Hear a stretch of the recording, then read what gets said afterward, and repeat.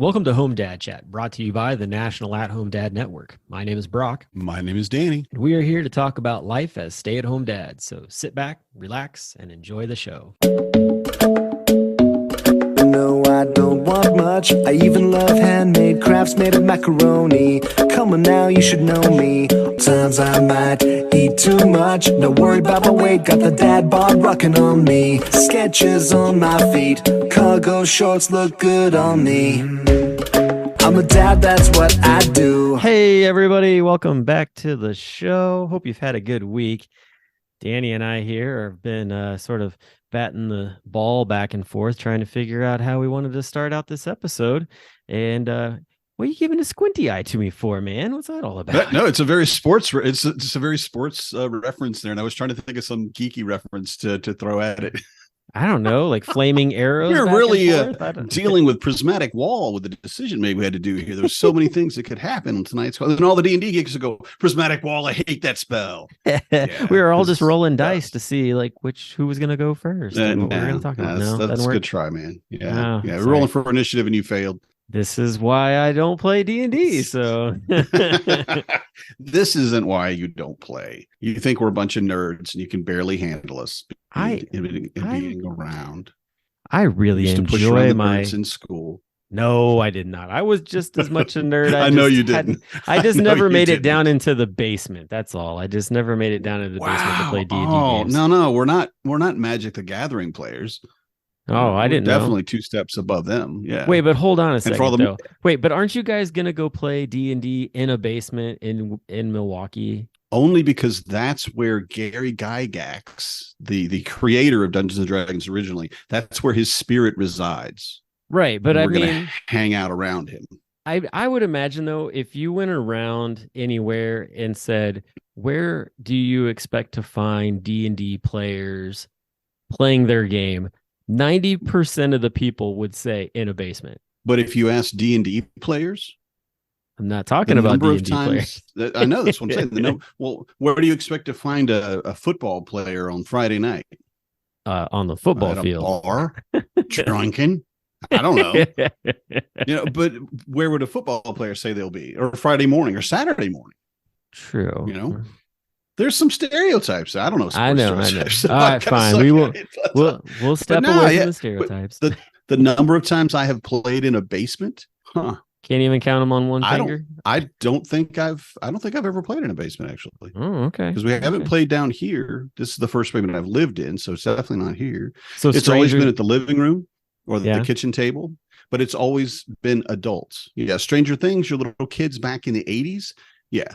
I didn't have a basement, so I didn't play in a basement. But if we had one, I bet that's where my parents would have put us no matter what we were doing. You guys want to go outside? No, it's 116 degrees. Oh, okay. Go in the basement and shut up for 8 hours until it's bedtime. That's parenting in the 80s. All right. Well, okay. Stranger Things is accurate then. Fine. Well, I digress. So tonight, though, I wanted to talk about HomeDadCon stuff because there's some things that have really taken shape quite quickly. And on top of that, there's news that needs to be shared so that people are in the know on what is going on, because I feel like some folks are trying to play the aged old game of waiting back to do certain things for HomeDadCon, and this year more than likely it's got a tendency to possibly burn you and really bite you in the butt. So we definitely want to talk about that. I thought it'd be fun to talk about some upcoming speakers that are going to be on the podcast in some future episodes, and just kind of see where it goes from there. Sound good? Sure. Yeah. I think planning is a big part of what we do as an at-home parent, right? Mm-hmm. And planning is it's either something you must rely on or you end up having to do if you're not a natural at it, because the routine of your child's life needs to be very set. We've talked about that a lot, that a child needs a routine. So in the same thing, we end up planning like even months ahead what we're doing through the summer, and what trips we're going to take, what we're going to do on someone's birthday, where we're going for the holidays or anything like that. And HomeDadCon is a big part of that planning. Oh yeah. So I know a lot of the people that listen to us who have not gotten everything set already are planning to do it, but they haven't done it yet. Yeah. And I think the first thing is rooms. Yeah. And the interesting thing about rooms, so I always find it interesting that some people, if they know they're going, still wait till later to like reserve a room, even though like it's pretty much like 99.9% like they're going. For me, like that's usually the case. I'm like, unless some catastrophic thing happens, my plan is to be there. And so as soon as hotel booking is available, like I swoop in and like immediately like reserve a room, because one, I know money's not coming out of my bank account immediately. It's literally just my name on a dotted line saying, hey, I'm coming, but it reserves me a space. I think that a lot of people are in a very crunch situation now, wouldn't you say, with what's going on with the rooms? Yeah. We're now the convention is officially Friday, Saturday. So as long as you've got a room, hopefully Thursday night, but Friday night is really the only night you'd absolutely have to have a room, right? Right. And you get the whole convention, but then you miss all the stuff ahead of time.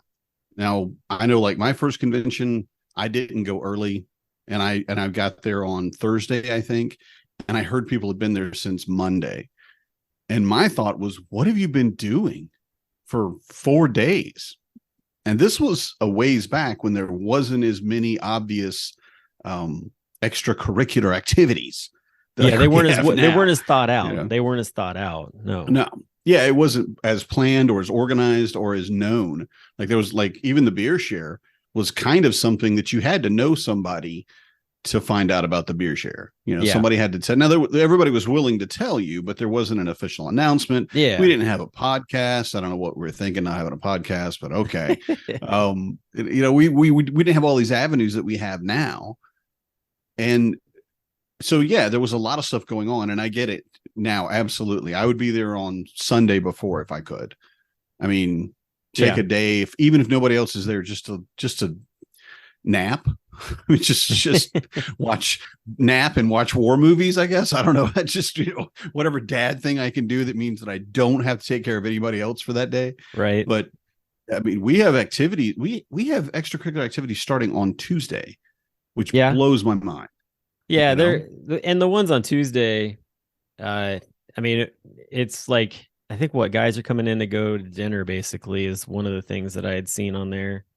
I was trying to get guys to go to the Cubs game, and I really wasn't getting much like talk back from people on that. And then Joe Saladino and I were talking about it, and he ended up scoring tickets for the two of us to go to the game. So I was like, all right, well, I mean, if everybody else wants to go, that's fine. Like, I'd be more than happy to help them, get tickets situated. But I was like, me and Joe are pretty well set. So, but it sounds like the guys that are coming in early are going to do a dinner that night or whatever, which is really cool too. So I think that's, just kind of a nice laid back start to it all. And that's been, I mean, for me, some of the most fun that I've had is sitting around either before or after you eat, or, while I eat. Don't talk to me. I'm eating. That'd be, if I'm stuffing my pie hole, I need you to be quiet. Right. No, I do like talking then too, but the time that you have that you're settled down, with your friends or with people you've never even met, right? But that, again, you have that relationship immediately. You have that community because this is another at-home parent, and they know exactly what you're going through, right? Oh yeah, and just to sit there, and I mean, especially when your kids are young. The joke I make almost every year is, did you have to cut anybody's food up for them at breakfast? Did you? You didn't, did you? How cool is that? Right? No it's kidding. A great experience, right? Yeah. Did you have to, when you got up, did you have to get anybody else up? Did you have to get yourself up even? Could you have slept another hour and not really, if we're talking about Tuesday morning, you're not going to miss anything Wednesday morning, but the freedom that you suddenly get. But then that activity that you have, whatever it is, like, so let's go to dinner. Yeah. Let's go over to this brewery and try a flight of beers and see, what they have on offer. And not have to check with anybody to make sure that it, didn't get involved with any other scheduling. Right. That's a big We're one. free and clear for the whole time. And it's a vacation. And we need vacations. Oh my God. Yeah. I mean, my kids are all older. They're like I said before, I'm in management. My job's gotten way easier than it was when my kids were at home. But still, when we go, like if we go for Thanksgiving, I just take my job on the road.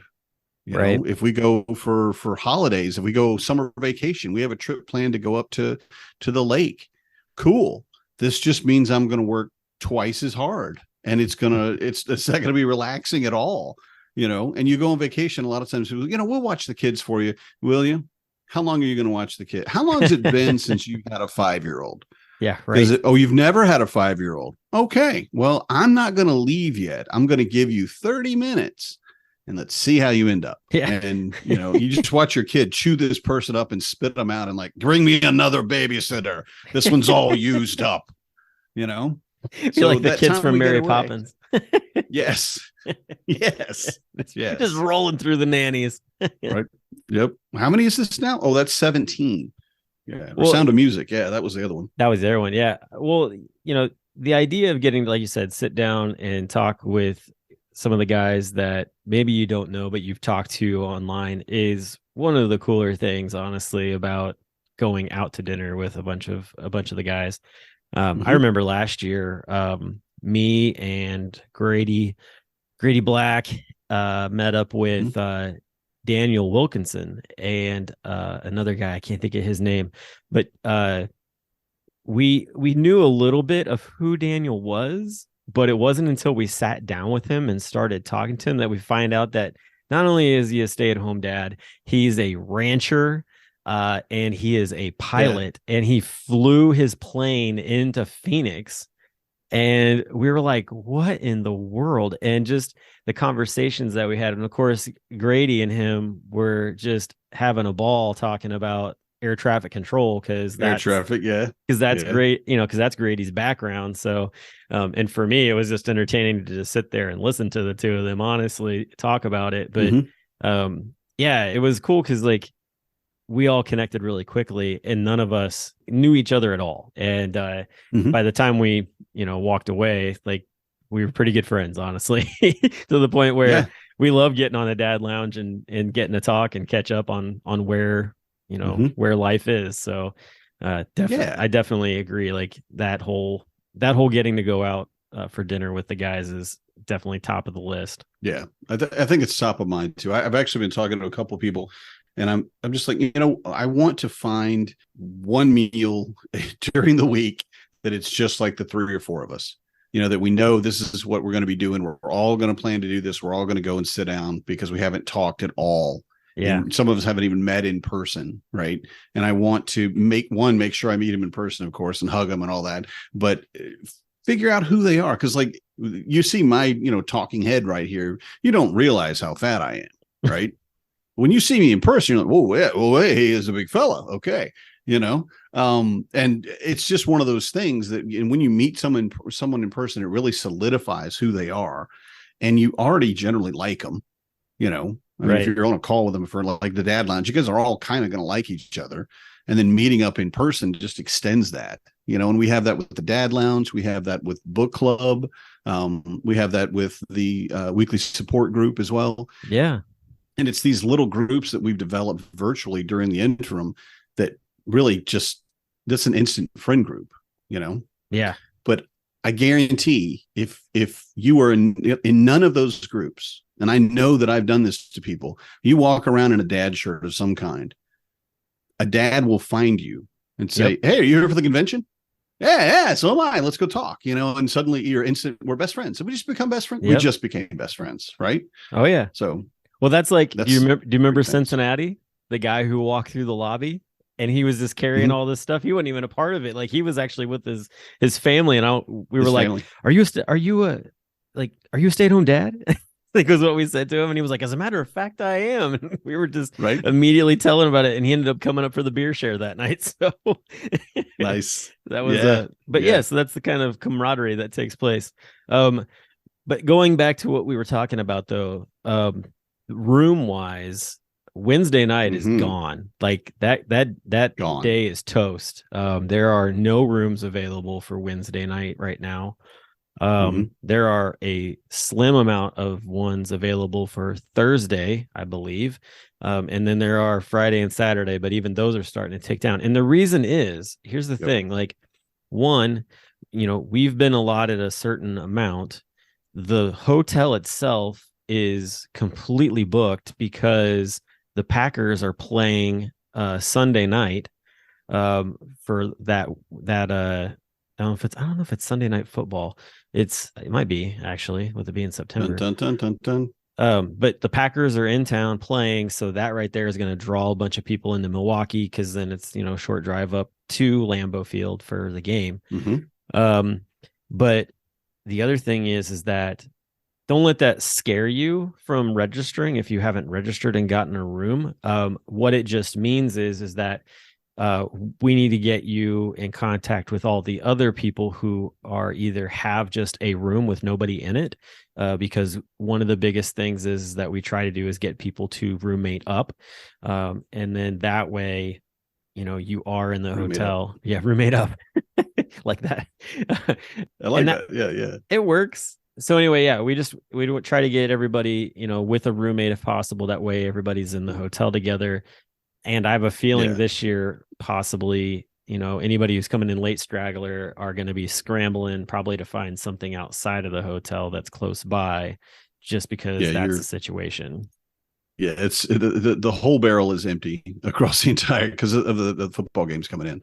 Right. We're just we're we didn't know it. Actually, they didn't have their schedule set until like 3 or 4 weeks ago, and it was boom. But I will say, as of I went and checked to make sure I try to get my numbers right. What you were talking about, the rooms for as of the first week of the month, the 9th, we had 9 rooms available on Thursday, 14 on Friday, and 3 on Saturday in our block. Wow. Yeah. So they are, I mean, and that was on the 9th, and today's the 20th that we're recording this. So yeah, get your rooms, guys. But the thing is too, is a big part of what we do every year is having a roommate.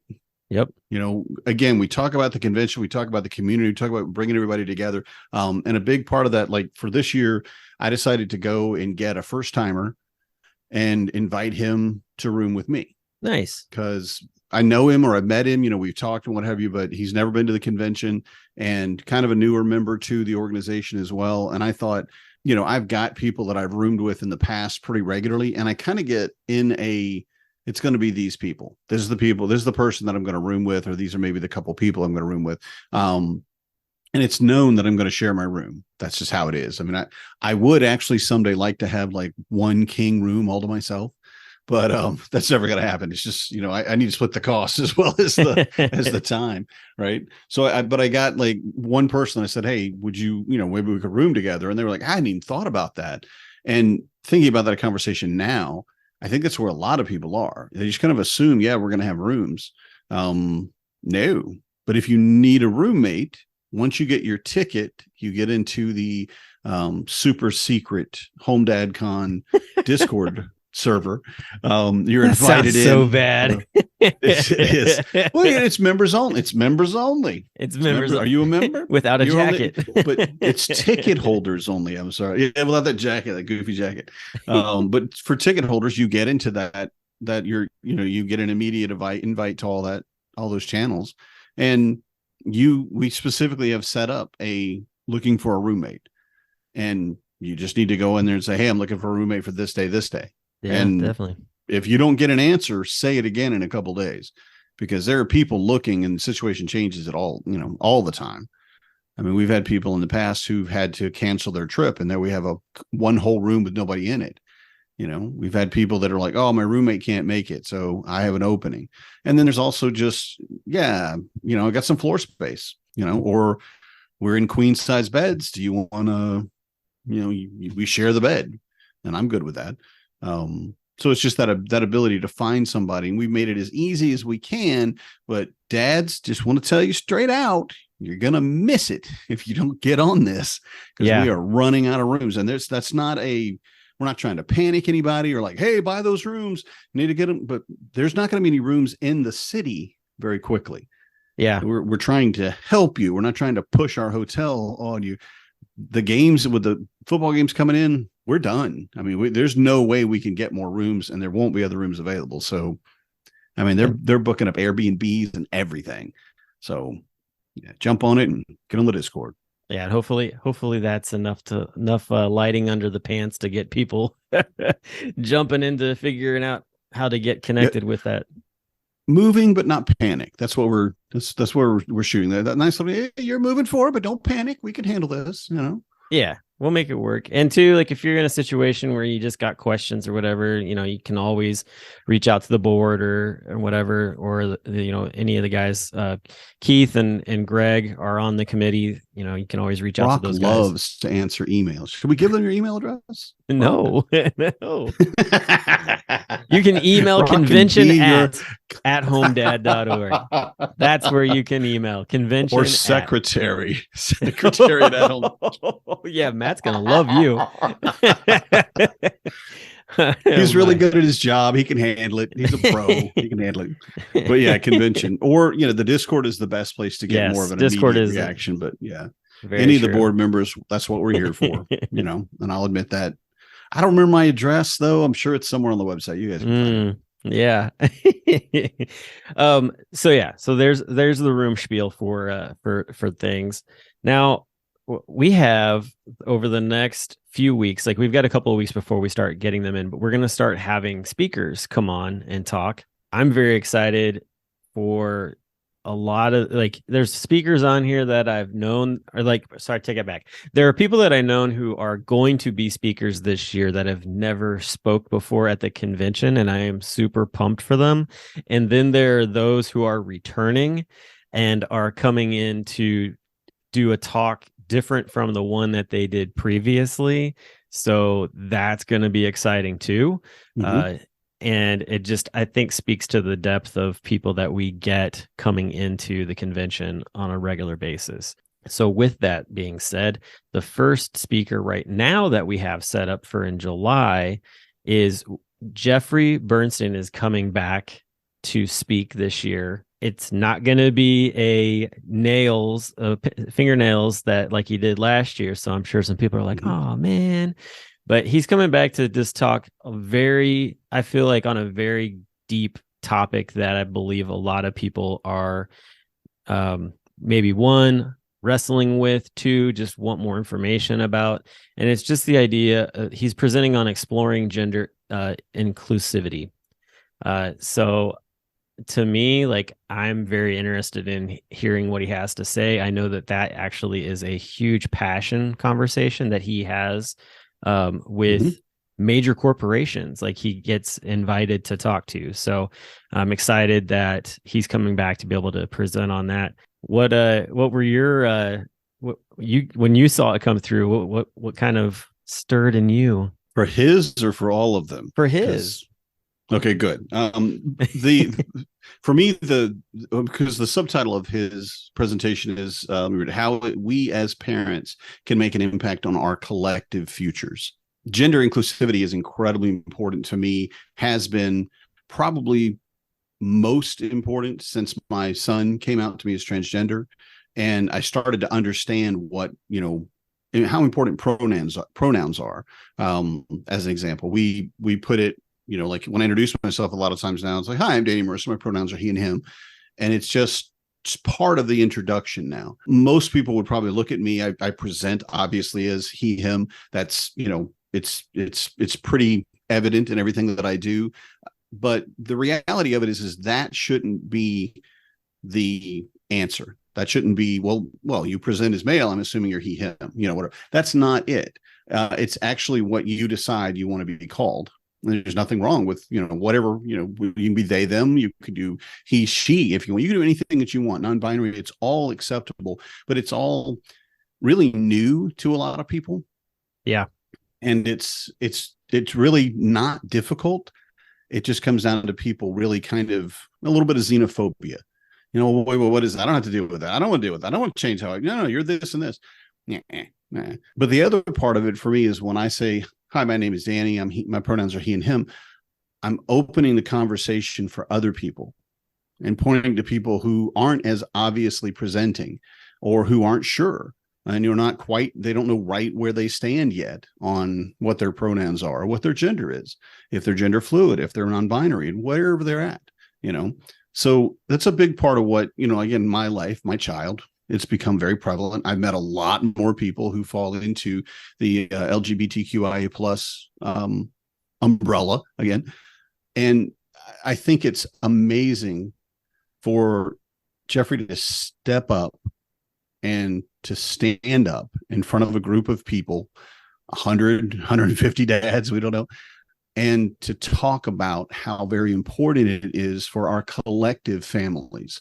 Because a big part of the problem comes in when people don't have it in their front yard. It's not in their living room. So they don't care. They don't pay attention to it. But as fathers, as dads, we want to be teaching our children about all the realities of life, right? So understanding that there are people that are like this, there are people that are like this. It's just a standard thing that we should be able to do, but so many of us we choke up on the words, we're not quite sure what to say or what not to say. So, but my main point, though, the first thing that struck me, honestly, when I saw the speaker announcement for Jeffrey, is he looks so good in his headshot. Right. And I'm so jealous because I look like a doofus. And I'm like, man, Jeffrey, look at you. Is that professional? I mean, but he does take photos all the time. That's, part of his life is taking good photos. He's got some amazing photos of the nails that he's painted. I've even got one printed out of one of his photos of his nails on my wall. It's cool. Just beautiful. Right. And it's just, he does such great artistic work. So sure, he takes better photos because he takes a lot more photos. He does. Yeah. He's practice, He looks, practice. I'm like, man, you looking good, man. So that's what struck me first, but I didn't want to start with that because that's pretty shallow. And I wanted to sound more deep and enlightened. I'm sure at this point he's probably blushing from hearing that. Someone who is new to speaking but has been to the convention before and also is going to be a guest coming up is Jeremy Haston. And he's presenting on things we are scared to share. I don't know a whole lot about what that entails. Have you seen sort of the proposal on that one at all? I have, and I should say I think I have. I haven't seen the direct one to the organization, like to the committee. I haven't seen the planning committee, like their copy of it. But he and I have talked about it a lot in the past, the thing that he's talked about in the past. And if it is that same thing, then it is going to be about miscarriage. Okay. So yeah, we'll and again, that is a deep subject. I mean, there's a lot there. I think so many of us too have had that experience and just don't recognize how many other people have had that experience, right? And we've talked about this obviously in the past. Yep. Because I can't remember who else it was. Myself and I forget who it was now. I want to say it was maybe Charlie, but I don't think it was. But we presented in Minneapolis on miscarriage as a breakout session and had, a good amount of guys show up who had never talked about what they went through. And it was awesome to just circle up and give guys a safe space to share what they went through and what they were going through. So yeah, if that's what it is, man, that's going to be, that's going to tug on some heartstrings for sure. So I have to have my tissues with me for that one. But he's also got a great personality. I've heard him actually speak before at Dad 2.0 because they have like an open mic night where you can like share stories and stuff. And I know he got up and shared and we were dying laughing because he's just got a great way that he presents stories and he's so animated. Yeah. And so I'm sure that we will see that come out as well in the presentation more than likely. But at the same time, like he's just eloquent with his speech. And that's one of the things that I feel like when people get up to present, like that's what you look for in a presenter, is someone who can be eloquent like that in that moment. So yeah, so I'm excited for Jeremy to be able to present this year. Yeah, I think it's going to be great. I'm happy. I'm not looking forward to just seeing him again, but yeah, I think his presentation is going to be good. Definitely. Well, I'll say this for anybody who's been in the Dad Lounge, there are some key personalities that are always hanging out in there on a regular basis. And two of these people are so passionate about this Dad Lounge that they actually proposed a speaking topic on why it is so important to be a part of the Dad, like why the Dad Lounge is so important. And so I was thrilled to see that in the speaker portion of the Discord that it was announced that Arvis Brackeen and Philip Fry are going to co-present on that topic. And to me, it just makes my heart so happy to see those two guys getting this spotlight. Yeah. So, me too. Yeah. And I know we've been really trying to, one of the things, I mean, because we talk about it on the board a lot, is who's going to be the next board members, right? Because we have to replace people. You go 3 years, you burn out, you leave. I get it. You've done what you could do, but having the newer dads come in and take up the mantle in so many ways, and a big part of that, I mean, of course, they basically are, taken over the Dad Lounge. They're running it, and they're definitely promoting it and doing the amount of marketing that we do for it. And then having them step up then as breakout speakers is a big step towards supporting the organization. Yeah. And I think people don't really understand how difficult it can be to stand up in front of all of your peers, literally your peers, and try to talk about any subject. Yeah. So for those two to get together and say, yeah, we want to help people understand more about, what is it about the Dad Lounge? What do we do? How do we do it? What have you? But also, why is it important? And it is really important. I mean, because we've talked about it. Every dad needs a dad group, and the Dad Lounge is one of the most open. And go ahead. Yeah. And these two individuals, like the way that they got connected with the National At-Home Dad Network and got involved with the Dad Lounge, their stories are so interesting in that, because for Phil, I remember he came to HomeDadCon at home, the virtual convention, and it was like a week or two later when I decided that I was going to really like kick the Dad Lounge into full gear. And he messaged me like the night that we were going to launch it and was like, hey, when are you guys going to have a virtual thing like that again? Like, that was just awesome. And I'm like, well, as a matter of fact, this is what's going on. And ever since that moment, he's been there, and he's got the most unique space for where he is when he's there, because he's always like in a part of his house or out like in this little hutch area on his property, smoking a cigar, watching football when it's football season and stuff. And I just love it. It's great. And then for Arvis, I was trying to find a very particular stay-at-home dad for Doveman Plus Care. And I had put in the other international stay-at-home dad group that I was looking for this person. And someone said, you should talk to this person. And it ended up being Arvis. And he had a very unique story about sort of basketball and some stuff that went on in his life. And it didn't quite fit what Doveman Plus Care was looking for, but it sparked this relationship where Arvis was like, what are you a part of? Like, I'm in this group, but you're talking about a different group. And so he got invited over and found the Dad Lounge too, and was like, this is great. Like, I can talk to all these guys, like, and connect with them. And, and he's also a very unique person for him, because he's usually walking around with his big tablet that looks like a phone in his hand.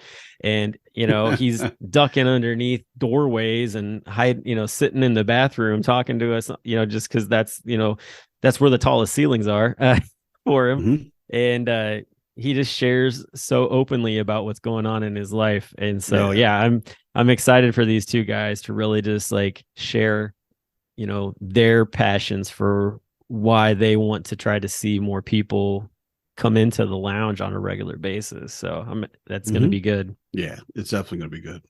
Yeah. I'm looking forward to that one. I'll probably have to see it recorded, the way scheduling is going and everything. But Yeah. it's gonna be Yeah. great. Yeah, but I'm glad that we're recording it. Honestly, having all of the stuff, I don't think maybe everybody didn't realize it, but if you are a paying member of our actual network, then you get access to all of our tremendous backlog of recordings Yeah. and the conventions and the breakouts and everything else. And it's amazing to be able to, because you can't do everything. And it also kind of gives you an option, which I really like, that if you're like, okay, I'm overwhelmed, I've got too many things going, I just need a break, but I want to go talk about this thing. I want to go listen to these guys talk about the Dad Lounge as an example. We'll record it. You go take a nap, do a little self-care, calm down, center yourself, take a shower, get back on your feet, and then come back in an hour and we'll see you at the next one. So I love that we offer that. And then give us a month members. or two to get it all online for you to be able to actually listen to it for real.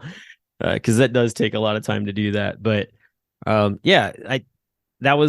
that you pointed that out, because as far as membership goes, if you're not a member and you'd like to, hear and see some of the presenters from previous years, I believe like videos go all the way back to Orlando, if I'm not mistaken, because I believe we have Catherine Perlman's very first presentation. Yeah, her original.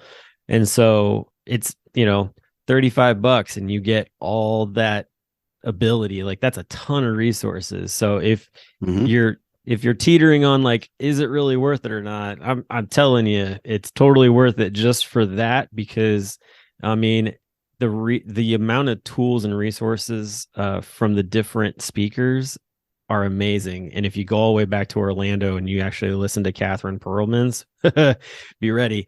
Your mind's about to get blown. And she does such a great job with her presentation. So, and then her book, man, and it changed my life. I mean, I think it did a lot of dads. Yeah. I took a picture of one of her slides and I sent it to Marnie. Right. We were talking about that last week. I'm like, and I'm like, this is genius. Are you kidding me? And it's such a different thing than anything that I learned growing up. And we definitely didn't reward, but the times in my life when my crying, screaming child has almost broken me, or a cookie, or to stay at the store, or whatever it is, they're pitching a fit and I just can't handle it. Yeah, I don't have to handle it. I just ignore it. Because if I give in and I give them a cookie, they're like, oh, look, I only have to scream for 2.3 minutes. And then Dad breaks down and gives me a cookie. Good. I can cry for 2.3 minutes. You reward them for it, they're going to do it again. And it was just like, mind blown. Yeah, definitely want to listen. Yeah, if you guys have heard any of them, you should definitely go back and listen to Catherine Perlman. She is a professional speaker for sure. Definitely. And then there's also Minneapolis with our Dr. Machen. She was amazing, and we've got her whole presentation as well. And that one right there, like, that's some gold as well. It falls right in the same line with Catherine Perlman's stuff. So hopefully that maybe like sparks a bit more of a push for folks to consider becoming a member. And two, also, like, if you're registering for the convention, like, it's part of the process. Like, you actually become a member and then you are able to register for the convention, because that's just part of like the organization's bylaws. But even if you're not able to make it to the convention, this is another opportunity for you to be able to get a hold of those videos. So so we wanted to put that out there, and I'll actually put a link in the show notes where you can go and look at that and see where you can actually sign up to become a member. Sweet. And it's so that's another good way. Aside from that, I don't have anything else right now. I don't want to get into too many more of the speakers, especially with the fact that we're kind of coming up against our time for this episode. So we'll just leave you hanging there until next week, where we'll have some more conversation. And also, too, Grady Black's going to be at my house on the next time we record. Yeah, I have heard about him making a trip through all the towns. Yeah, so that's cool. Maybe you can get him to stick his head in the might have him hang out here for a little bit with us. We'll see. Yeah, nice. Can have his own set of earbuds. There we go. Exactly. All right. Well, let him borrow yours. Sure, that sounds great. Yeah, I'm Don't sure ever borrow. No. No. All right. Well, Anyway. I'll talk to you next week, man. You have a good one. And for everybody else, we'll talk to you again real soon. All right. Good night. I'm a dad, that's what I do.